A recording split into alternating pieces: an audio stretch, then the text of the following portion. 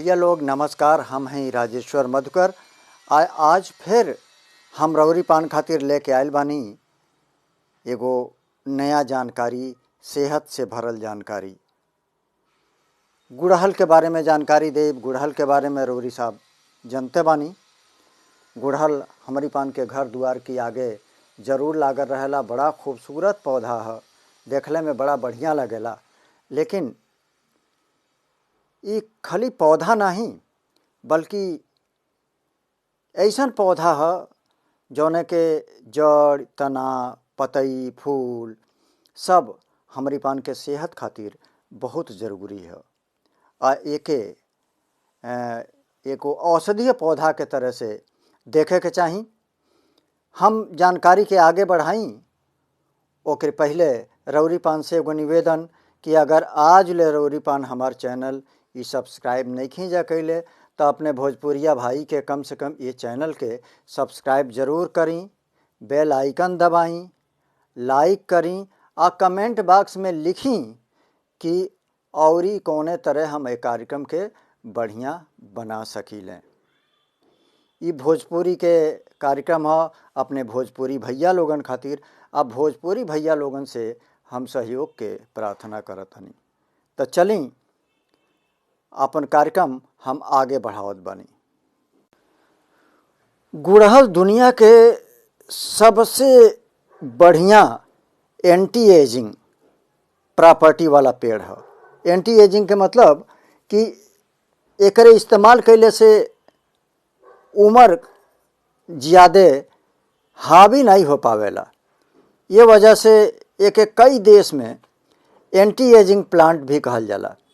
ई ना सिर्फ रउरी स्किन के टाइट आ लिफ्ट करेला बल्कि ई त्वचा के इलास्टिसिटी बढ़ौले में बहुत मदद करेला। आ हमेशा जौन बा तौन स्किन जौन बा जौन चमड़ी बा तौन खूबसूरत बनल रहेला। गुड़हल में म्यूसिलाज नाम के एगो चिपचिपा पदार्थ मिलेला जौन पेड़ पौधा में खाना पानी स्टोर कैले में मदद करेला।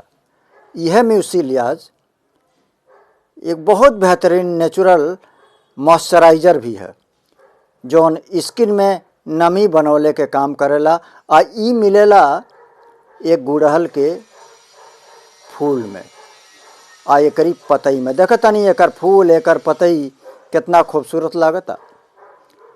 एकरे अलावा गुड़हल कुछ जेंटिल एसिड एमें मिलेला जौन स्किन के मतलब चमड़ी के बड़ा सौम्य रूप प्रदान करेला। जैसे ही देखी जैसे ये गुड़हल के फूल जैसे सौम्य लौकता, ये कली ये फूल ये सौम्य लौकता, यही तरह सौम्य जौन बात उन बनावेला।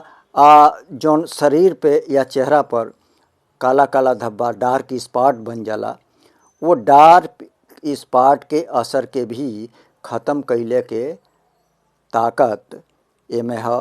और साथ ही साथ जौन डैमेज स्किन बा, डैमेज स्किन के जौन स्किन खराब हो गई बा ओहू के ई सही करेला। तो देखनी कितना गुण बा ये गुड़हल में, बल्कि ये गुड़हल गुण के खान है। यही वजह से सेहत के साथी में हम रउरी पान खातिर ये कार्यक्रम लेके आईनी है। एक अपनाई स्वस्थ रहीं, यह भगवान से प्रार्थना बा। नमस्कार।